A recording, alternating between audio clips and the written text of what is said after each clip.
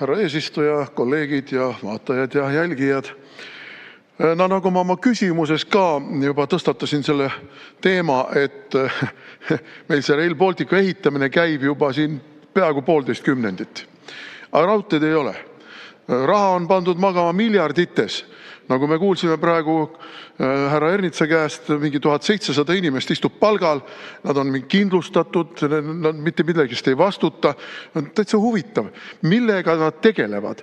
1700 inimest lähevad hommikul tööle, ütleme, et kella 9-ks, töötavad palehigis kella 5-ni ja resultaati ei ole. Ja niimoodi juba enam kui 10 aastat. No see on ju ennekuulmatu, kulla sõbrad. Kulla minister, see on ennekuulmatu. Ja ma meenutan siin ühte väikest ja tõesti ebaolulist seika. Esimene Eesti Vabariik sündis pärast seda, kui sakslased 1918 lahkusid, olles Eesti sisuliselt paljaks riisunud. Paljaks riisunud. Kõik sead ja lehmad, keda vähegi andis maha tappa või kaasa võtta, tapeti maha ja võeti kaasa. Vili võeti kaasa. Inimesi võeti kaasa. Ja seesama Eesti Vabariik, mis sündis 1918, kümnendi lõpuks, 1920. aastate lõpuks, ehitas välja üle kogu Eesti territooriumit katva kitsarööpmelise raudtee võrgustiku. Vähem kui 10 aastaga. Aga millega te hakkama olete saanud? Reformierakond tegi Eesti korda. Oi kui tore. Oi kui tore. Kaske, tegime Eesti korda, kaske. Rahvalt koorisime naha maha, kaske. Laulame rahva laulu lausa ja tantsime ka selle juurde. Et vaadake, siin on poliitilise vastutuse ja ametkondliku vastutuse küsimus. Need inimesed, kes ehitasid välja kogu Eestit katsva kitsarööpmelise raudtee võrgustiku, tundsid seda vastutust, mis neil oli, tundsid seda ootust, mis neil oli, tahtsid anda oma panuse maksimaalselt, et Eesti majandus käima läheks. Aga meil rahva raha köis, las lohiseb. Ja ma küsisin, kui mitu miljonit olete te võtnud ära minu raha, minu laste raha, minu lastelaste, täiskasvanud lastelaste raha.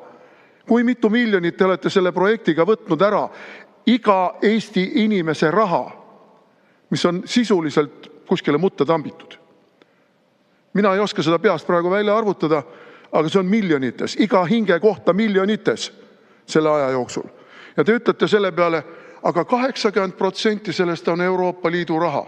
Kuule, Euroopa Liidu raha on ka meie raha. See on meile, Eestile antud raha. Selle eest me peame saama avalikke teenuseid. Selle eest me peame saama infrastruktuuri arendust. Aga me ei ole saanud. See on täiesti võltslohutus, et see on Euroopa raha. See on meie raha, kullamees. See ei ole Euroopa raha. Me armastame ju korrutada kogu aeg, et me oleme ka Euroopa. Ja kui me oleme Euroopa, siis järelikult see on meie raha. Mitte kellegi teise, 3., 4., 5. raha. Ja isegi kui me selle 80% maha võtame, siis ka see 20% on nii suur raha, et te olete kõikide meie käest riisunud ära miljonites. Miljonite eest on inimestele jäänud saamata palkasid, sotsiaalseid tagatisi, infrastruktuuri arendamist, kindlustusi, mida kõike. Aga keegi, Kuldar Leis, minister, keegi on selle raha saanud. Kes on selle raha saanud? Kes on saanud need 100 miljonid miljardid? Mis ta on nende rahadega teinud? Mida ta on andnud ühiskonnale vastu selle eest, et ta need rahad on saanud? Vot see on ikka tegelikult täiesti kriminaaluurimise asi. Paluks paar minutit lisaaega. 2 minutit lisaks, palun. Et minu abikaasa küsis, et kas see on kriminaalne? Ja minister vastas väga lakooniliselt, ei ole. Aga mina ütlen, et see on kriminaalne. See on kriminaalne, et me oleme enam kui 10 aastat kulutanud miljardites raha projektile, mida ei ole. Ja need miljardid on keegi saanud. ühiskonnale tegelikult vastu andmata. Et see on kriminaalne. Ja ajakirjandus on meil õueajakirjandus tänapäeval üha rohkem ja rohkem korrumpeerunud ja kinni makstud ja ideoloogiliselt aktivistlik. Nii et ajakirjanduse peale ma ei loodaks Eesti Vabariigis. Mulle on jäänud mulje, et meil Riigikontroll siiski püüab täita oma rolli, ehkki võim püüab talle seda nii hapuks teha, kui vähegi võimalik. Aga Riigikontroll, mulle on jäänud mulje, ikkagi püüab.